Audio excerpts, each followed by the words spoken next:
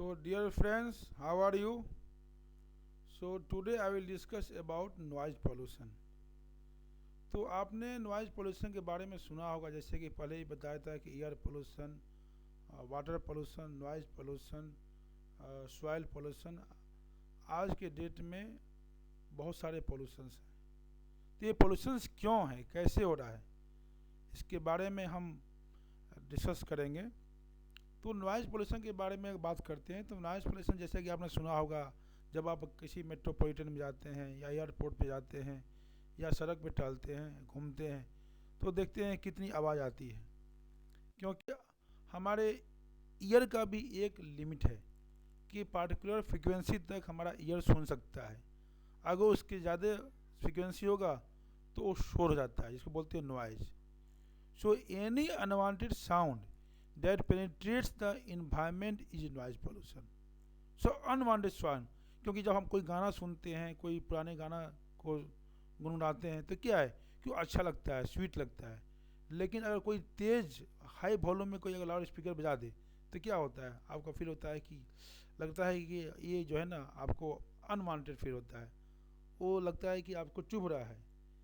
So in general noise pollution refers to any noise irritating to one ear which comes from an external source। तो कोई भी noise हो जो आपके year को इरिटेट करे, पेनिट्रेट करे, उसको बोलते हैं नॉइज पोल्यूशन। जैसा कि आपने सुना होगा, आजकल कई तरह के ईयर में प्रॉब्लम है, कुछ बच्चों को सुनाई नहीं देता है, कुछ बच्चे बाद में बहरे हो जाते हैं। तो इसके एक नॉइज पोल्यूशन भी एक रीज़न है। Now will discuss source of noise pollution. तो आपने सुना होगा, क्योंकि मैं पहले ही बताया था कि इन्वायरमेंटल साइंस में जो भी आसपास हम देख रहे हैं, अनुभव कर रहे हैं, उसके बारे में हमको सही से जानना है। हम चीज़ों को देखते हैं, आसपास उसको फील करते हैं, लेकिन उस चीज़ों को कैसे हम मैनेज करेंगे, इसी को इन्वायरमेंटल साइंस में आपको बताया गया है। तो अगर बात करते हैं सोर्स ऑफ नॉइज पोल्यूशन, तो पहला हो गया स्ट्रीट ट्रैफिक। आप कहीं भी जाते हैं रोड पे, तो ट्रैफिक पे काफ़ी आवाज़ आती है, ट्रांसपोर्ट के, बस के, छोटे छोटे जो ऑटो रिक्शा हैं। देन हो गया रेल रोड्स। जो भी रेलगाड़ी आप देखे होंगे, जब भी रेल का जो हॉर्न होता है काफ़ी तेज़ होता है। अगर प्लेटफॉर्म पे आप रेल का इंतज़ार करते हैं, रेलगाड़ी का इंतज़ार करते हैं, ट्रेन का इंतज़ार करते हैं, तो उसका जो हॉर्न होता है काफ़ी तेज़ होता है। जब भी कोई ट्रेन आती है तो हम लोग उसको उस समय अपने आई को बंद कर लेते हैं। इसी तरह एयरप्लेन्स, आप जब एयरपोर्ट पे जाओगे, जब एयरप्लेन जब टेक ऑफ होता है तो काफ़ी आवाज़ होती है। कंस्ट्रक्शन में अगर दीवार को जोड़ना है या उसमें काटना है, तोड़ना है, तो उसमें काफ़ी आवाज़ आती है। उसी तरह से कंज्यूमर प्रोडक्ट्स, अगर जाएंगे आप बिग बाज़ार या कहीं भी शॉप पे जाएंगे तो उसमें काफ़ी आवाज़ आती है। तो उसको उसमें भी जो है ना, आप जाएंगे जैसे कोई चीज़ से लगा हुआ है तो काफ़ी आवाज़ आती है। तो ये सारे सोर्सेज हैं नॉइज पोल्यूशन के। अब क्या बताया था कि 80 डेसिबल नॉर्मल है, इससे भी अगर जितना होगा वो हमारे लिए नॉइज का काम करता है। So most of the electronic vehicles motors are above 80 decibel and high noise level में interfere with the natural cycle of animals including feeding behaviours, then breeding rituals and migration path. तो ये बहुत important है कि इसको हम ध्यान में रखें कि हमारा बीपी का प्रॉब्लम हो, हियरिंग लॉस का प्रॉब्लम हो, या कहीं भी डीजे में या कहीं फंक्शन में जा रहे हैं, तो साउंड को एक प्रॉपर डेसिबल लेवल पर रखा जाए।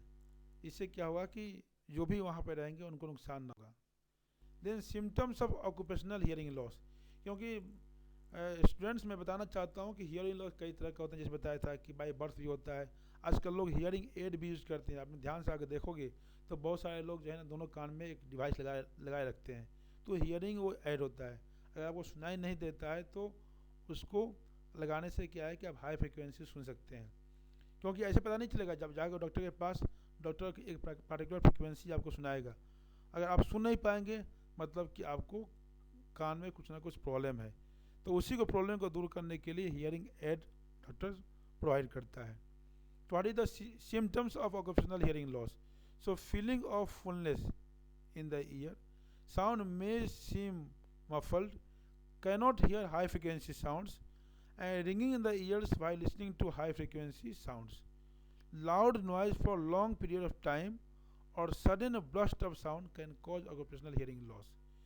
hearing that does not return after any acute noise injury is called permanent threshold shift. तो ये सब चीज़ें हैं कि कैसे हियरिंग लॉस का सिम्टम्स है, कैसे इसको लेके मिनिमाइज करना बहुत ज़रूरी है.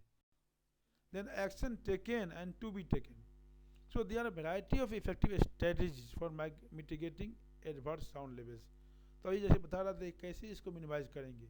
So use of noise barriers, then limitation of vehicle speed, ज़्यादा व्हीकल कम स्पीड में चलाए, alteration of roadway surface structure, then limitation of heavy duty vehicles, use of traffic control, the smooth vehicle flow to reduce braking and acceleration, innovative tire design and others.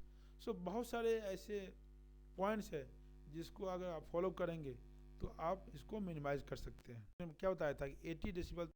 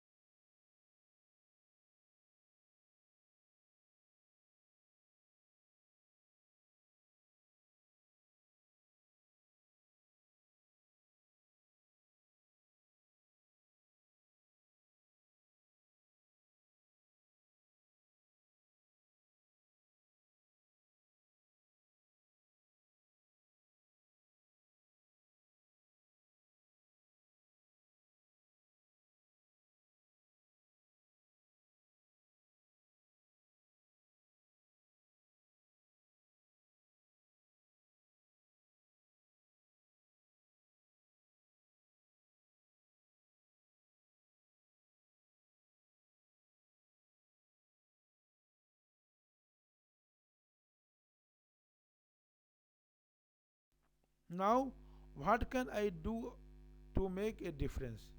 सो बहुत सारे taking help of police, persuade, observe car free day. So this is just for example. एक दिन आप जो है ना, जैसे कि आजकल ये भी देखा जाता है कि एक घर में अगर 3 मेंबर्स है तो हर मेंबर्स के पास एक कार है.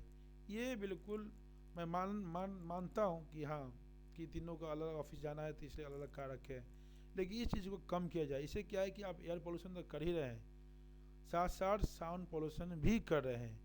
क्योंकि अगर आपका पेट्रोल से चलने वाला वाहन है तो उससे भी क्या होगा, CO2 निकलेगा या कार्बन मोनोऑक्साइड निकलेगा. तो इससे आपको पोल्यूशन तो आप फैला ही रहे हैं. फिर क्या है कि आपका बजट भी बढ़ रहा है. तीसरा क्या है कि आप साउंड पोल्यूशन भी कर रहे हैं. इसलिए जैसे मानते हैं दिल्ली में आजकल लोग क्या है कि पब्लिक वहाँ पे व्हीकल है बहुत ज़्यादा है, लेकिन जो समझदार आदमी है वो क्या है कि मेट्रो यूज़ करता है. मेट्रो यूज़ करने से क्या है कि आपका टाइम भी सेव होता है और अपना व्हीकल कहीं लोकल में यूज़ करिए, आप मत जाइए कोई दूर ऑफिस. यानी creating awareness about the ill effect of noise pollution. ये भी जरूरी है कि हम नॉइज पोल्यूशन को बताएं लोगों को कि हाँ इसके क्या खामियां हैं, क्या इसके परिणाम हो सकते हैं. जैसा कि आपने सुना होगा दिल्ली में कि एयर पोल्यूशन इतना बढ़ रहा है कि ऑड इवेंट वाला करना, बस जो है ना या कोई भी व्हीकल ऑड है तो आज चलेगी, इवेंट है तो कल चलेगी.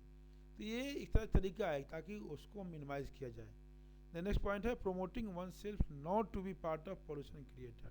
तो अगर आप प्रोमिस कर रहे हैं कि हाँ हम पोल्यूशन क्रिएट नहीं करेंगे तो ये आपका बहुत पहला. जैसे आप जा रहे हैं कार से या तेज़ वॉल्यूम में साउंड बजा रहे हैं तो इसको आपको प्रोमिस करना पड़ेगा कि हम तेज़ वॉल्यूम में साउंड नहीं बजाएंगे, क्योंकि ये क्या है एक तरह से नॉइज़ पोल्यूशन क्रिएट कर रहा है. हो सकता है आप ध्यान देने की बात है कि सपोज आप पढ़ाई कर रहे हैं, कोई बगल में अगर रेडियो या लाउड स्पीकर तेज़ बजा रहा है तो आपको कितना डिस्टर्बेंस होता होगा.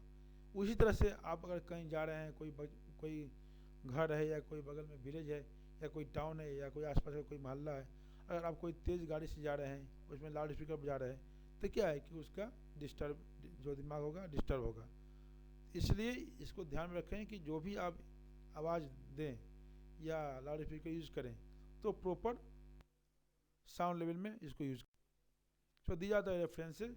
तो मैं इसमें बताना चाहता हूँ कि नट सेल में इसके आपको ध्यान यही देना है, इससे आपको यही सीखना है कि इसके क्या क्या सोर्सेज हैं और इसको कैसे मिनिमाइज कर सकते हैं। लेकिन सबसे इम्पोर्टेंट चीज़ है कि हाँ, नॉइज़ पोल्यूशन को कैसे कम करना है ये हम सबों की जिम्मेवारी है।